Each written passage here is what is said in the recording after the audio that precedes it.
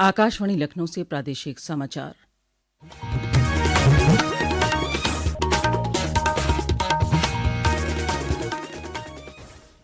पहले मुख्य समाचार। मुख्यमंत्री योगी आदित्यनाथ ने आज लखनऊ में राजकीय नलकूपों के आधुनिकीकरण को लेकर की सिंचाई विभाग की बैठक। कहा, नलकूपों के दुरूपयोग को रोकने के लिए अपनाई जाए वैज्ञानिक पद्धति। मुख्यमंत्री ने नमामि गंगे और ग्रामीण जलापूर्ति विभाग के कार्यों की समीक्षा की। कहा, एक पेड़ मां के नाम की तर्ज पर चेक डैम, तालाब और ब्लास्ट कूप निर्माण को बनाए जन आंदोलन।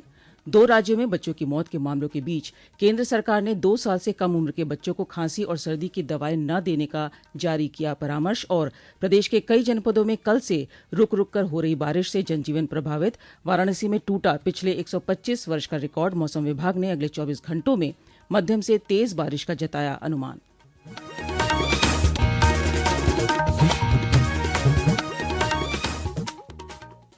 नमस्कार। प्रदेश के समाचारों के साथ मैं मुक्ता शर्मा। समाचार विस्तार से।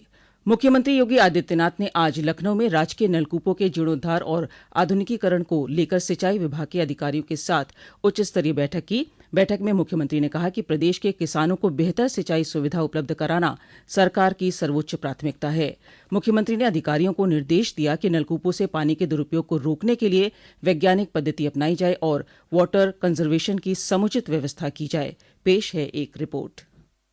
बैठक में मुख्यमंत्री योगी आदित्यनाथ ने सरयू नहर राष्ट्रीय परियोजना, बाणसागर और मध्य गंगा जैसी प्रमुख सिंचाई परियोजनाओं की समीक्षा कर उसमें कमियों को दूर करने के निर्देश दिए। मुख्यमंत्री ने कहा कि किसानों की सिंचाई आवश्यकताओं को ध्यान में रखते हुए नलकूपों का प्राथमिकता के आधार पर जीर्णोद्धार और आधुनिकीकरण किया जाए। मुख्यमंत्री ने निर्देश दिया कि इन कार्यों में गुणवत्ता और पारदर्शिता से कोई समझौता न किया जाए। मुख्यमंत्री ने तराई क्षेत्र के किसानों की समस्याओं पर विशेष ध्यान देते हुए कहा कि रिजर्ववॉयर को डीसिल्ट कर उसे पुनर्जीवित किया जाए ताकि अधिक से अधिक किसानों को सिंचाई की सुविधा मिल सके। मुख्यमंत्री ने कहा कि सरकार किसानों को बेहतर सिंचाई सुविधा उपलब्ध कराने के लिए हर संभव कदम उठा रही है। आकाशवाणी समाचार कक्ष से राघवेंद्र त्रिपाठी। मुख्यमंत्री योगी आदित्यनाथ ने आज नमामि गंगे एवं ग्रामीण जलापूर्ति विभाग की भी उच्च स्तरीय समीक्षा बैठक की। बैठक में उन्होंने निर्देशित किया कि एक पेड़ मां के नाम की तर्ज पर जन आंदोलन बनाते हुए चेक डैम, तालाब और ब्लास्ट कूप का निर्माण एवं जीर्णोद्धार कराएं। उन्होंने कहा कि जल संकट आज हमारी सामूहिक चिंता का विषय बन चुका है। मुख्यमंत्री ने कहा कि चेक डैम, तालाब और ब्लास्ट कूप वर्षा जल को रोककर धीरे धीरे उसे भूमि में समाहित होने देते हैं। ये केवल स्थानीय प्राथमिकता नहीं है बल्कि राष्ट्रीय आवश्यकता है। मुख्यमंत्री ने कहा कि वर्षा जल संचयन और ग्राउंड वाटर रिचार्जिंग की दिशा में प्रदेश सरकार लगातार कदम उठा रही है। रेन वाटर हार्वेस्टिंग पर विशेष बल देते हुए मुख्यमंत्री ने कहा कि प्रदेश में 100 वर्ग मीटर से बड़े सभी भवनों में रेन वाटर हार्वेस्टिंग की सुविधा अनिवार्य रूप से होनी चाहिए। उन्होंने कहा कि शहरी और ग्रामीण दोनों क्षेत्रों में जल संरक्षण के लिए ये कदम निर्णायक साबित होगा। मुख्यमंत्री ने अधिकारियों को निर्देश दिए कि हर जिले में तालाबों, ब्लास्ट कूपों और चेक डैमों की फोटोग्राफिक डॉक्यूमेंटेशन कराएं। केंद्रीय स्वास्थ्य मंत्रालय ने सलाह दी है कि 2 साल से कम उम्र के बच्चों को खांसी और सर्दी की दवा न दी जाए। मंत्रालय ने इस संबंध में सभी राज्यों और केंद्र शासित प्रदेशों के स्वास्थ्य सेवा निदेशकों को एक पत्र लिखा है। परामर्श में कहा गया है कि आमतौर पर 5 साल से कम उम्र के बच्चों के लिए इन दवाओं की सलाह नहीं दी जाती है। इससे अधिक उम्र के बच्चों के लिए खांसी और सर्दी की दवा का इस्तेमाल सावधानीपूर्वक डॉक्टर की सलाह तथा कड़ी निगरानी के बाद ही किया जाना चाहिए। 26 सितंबर को बरेली शहर में हुई हिंसा के सिलसिले में पुलिस ने अब तक 83 लोगों के खिलाफ कार्रवाई की है। एसपी सिटी मानुष पारिक ने बताया कि तौकीर रजा का मीडिया और संचार विभाग संभाल रहे मुनीर इदरिसी को भी गिरफ्तार कर लिया गया है। हालात को देखते हुए बरेली और आसपास के जिलों में पुलिस हाई अलर्ट पर है। बरेली में स्थिति शांतिपूर्ण और नियंत्रण में है। प्रशासन ने इंटरनेट सेवाओं को बहाल कर दिया है। वहीं पुलिस ने आज सुरक्षा के मद्देनजर राज्य विधानसभा में विपक्ष के नेता माता प्रसाद पांडेय के नेतृत्व में सपा प्रतिनिधिमंडल को बरेली दौरे की अनुमति नहीं दी। सहकारिता राज्य मंत्री जेपीएस राठौर ने कहा है कि बरेली में अब पूरी तरह अमन और चैन है। पुलिस ने जिस तरह से समय पर कार्रवाई की, उसने उपद्रव फैलाने की हर साजिश को विफल कर दिया। प्रदेश में मिशन शक्ति के 5वें चरण के तहत 11 अक्टूबर तक चलने वाले अंतर्राष्ट्रीय बालिका सप्ताह के तहत आज प्रदेश के सभी जनपदों में पर्सनल सेफ्टी अवेयरनेस विषय पर विशेष कार्यक्रम आयोजित किए गए। महिला एवं बाल विकास विभाग की अपर मुख्य सचिव लीना जौहरी ने कहा कि अंतर्राष्ट्रीय बालिका सप्ताह के अंतर्गत आयोजित ये कार्यक्रम बालिकाओं की सुरक्षा और आत्मनिर्भरता की दिशा में एक बड़ा कदम है।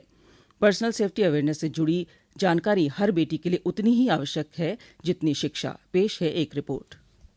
पर्सनल सेफ्टी अवेयरनेस कार्यक्रम के दौरान राज्य में जनपद, ब्लॉक और ग्राम स्तर पर कार्यशालाएं और सत्र आयोजित किए गए, जिनमें बालिकाओं और महिलाओं को उनकी व्यक्तिगत सुरक्षा से जुड़े अधिकारों, उपायों और कानूनी प्रावधानों के बारे में विस्तार से जानकारी दी गई। प्रदेश के सभी जिलों में कार्यक्रम का संचालन विषय विशेषज्ञों, समाज सेवियों और प्रशिक्षकों की उपस्थिति में हुआ। मुमताज अली, आकाशवाणी समाचार, लखनऊ।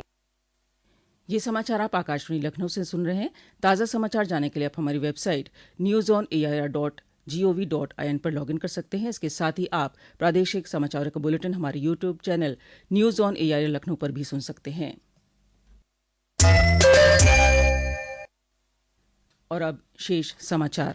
नगर विकास एवं ऊर्जा मंत्री एवं जनपद जौनपुर के प्रभारी मंत्री एके शर्मा ने आज जौनपुर में आयोजित संवाद कार्यक्रम के दौरान व्यापारियों से मुलाकात कर जीएसटी कर सुधारों पर चर्चा की। उन्होंने कहा कि जीएसटी की दरों में कमी से व्यापारिक गतिविधियों में तेजी आएगी, बाजार को नई ऊर्जा मिलेगी और रोजगार के अवसरों में वृद्धि होगी। इस अवसर पर प्रभारी मंत्री ने व्यापारियों से अपील की कि वे स्वदेशी उत्पादों को प्राथमिकता दें और आत्मनिर्भर भारत के संकल्प को आगे बढ़ाएं। प्रधानमंत्री नरेंद्र मोदी द्वारा घोषित और पिछले महीने की 22 तारीख को शुरू हुआ जीएसटी बचत उत्सव समाज के सभी वर्गों को लाभान्वित कर रहा है। आज हम वाणिज्यिक माल वाहनों पर कर कटौती पर चर्चा कर रहे हैं।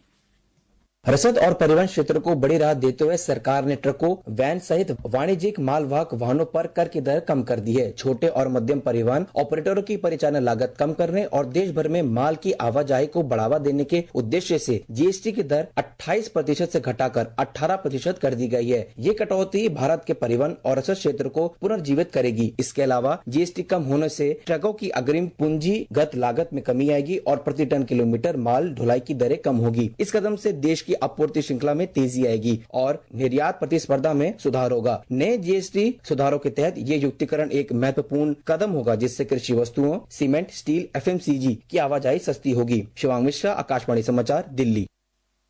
प्रदेश सरकार ने महर्षि वाल्मीकि जयंती के दिन 7 अक्टूबर को सार्वजनिक अवकाश घोषित किया है। आज सरकार ने इस संबंध में आदेश जारी कर दिया है। आदेश में कहा गया है कि 7 अक्टूबर को महर्षि वाल्मीकि जयंती के उपलक्ष्य में सार्वजनिक अवकाश पर राज्य भर में सभी सरकारी और निजी स्कूल, कॉलेज, बैंक और सरकारी कार्यालय बंद रहेंगे।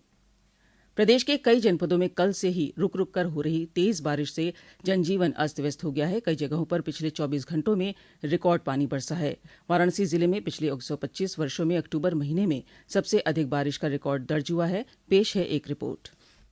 वाराणसी में पिछले 2 दिन का मौसम सावन पर भी भारी पड़ गया। बृहस्पतिवार की रात से शुक्रवार रात तक करीब 24 घंटे में 140.8 मिलीमीटर बारिश ने अगस्त की याद दिला दी। सड़कें तालाब हो गईं और गंगा के घाट झरने की तरह नजर आए। मौसम विज्ञान विभाग के मुताबिक 125 साल की बारिश का रिकॉर्ड टूट गया है। इससे पहले वर्ष 1900 में 138.9 मिलीमीटर बारिश हुई थी। वहीं इस साल सावन के किसी भी एक दिन में शुक्रवार जितनी बारिश नहीं हुई थी, जबकि अक्टूबर में पहली बार इतनी बारिश हुई। बीएचयू स्थित मौसम स्टेशन में 9 अक्टूबर 1900 को एक दिन में 138.9 मिलीमीटर बारिश रिकॉर्ड की गई थी। मनीष सिंह, आकाशवाणी समाचार, वाराणसी।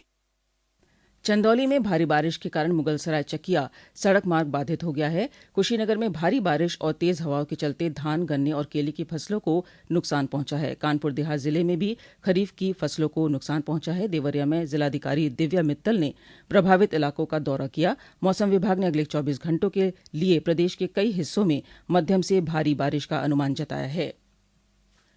ऑस्ट्रेलिया दौरे के लिए भारतीय क्रिकेट टीम की घोषणा आज कर दी गई। टीम में उत्तर प्रदेश के कुलदीप यादव, रिंकू सिंह और ध्रुव जुरेल को स्थान मिला है। ध्रुव जुरेल को 1 दिवसीय टीम में शामिल किया गया है, जबकि रिंकू सिंह T20 टीम के सदस्य हैं। वहीं कुलदीप यादव को दोनों टीमों में स्थान मिला है। और अब अंत में मुख्य समाचार एक बार फिर।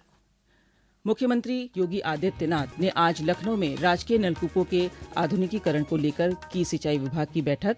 कहा, नलकूपों के दुरुपयोग को रोकने के लिए अपनाई जाए वैज्ञानिक पद्धति। मुख्यमंत्री ने नमामि गंगे और ग्रामीण जलापूर्ति विभाग के कार्यों की समीक्षा की। कहा, एक पेड़ मां के नाम की तर्ज पर चेक डैम, तालाब और ब्लास्ट कूप निर्माण को बनाए जन आंदोलन। 2 राज्यों में बच्चों की मौत के मामलों के बीच केंद्र सरकार ने 2 साल से कम उम्र के बच्चों को खांसी और सर्दी की दवाएं न देने का जारी किया परामर्श। और प्रदेश के कई जनपदों में कल से रुक रुक कर हो रही बारिश से जनजीवन प्रभावित। वाराणसी में टूटा पिछले 125 वर्ष का रिकॉर्ड। मौसम विभाग ने अगले 24 घंटों में मध्यम से तेज बारिश का जताया अनुमान। इसी के साथ प्रादेशिक समाचारों का ये बुलेटिन अब समाप्त हुआ। अगला बुलेटिन रात 8 बजे FM पर प्रसारित किया जाएगा। नमस्कार।